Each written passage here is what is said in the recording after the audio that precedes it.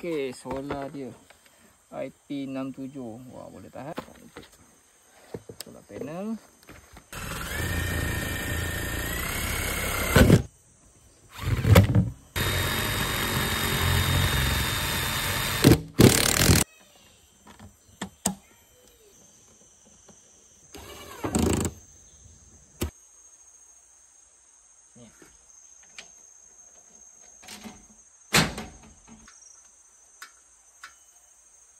Okay, geng, kita dah kemaskan wire dia.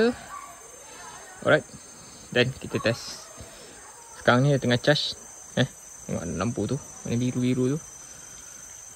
Okay, kita try on dengan dia. Oh, okay. Oh, terbaik, geng. Terang juga. Ini siang dah terang. Okay, kita jumpa next video. Kita nak test malam pula, okay. Mana terang dia. Alright.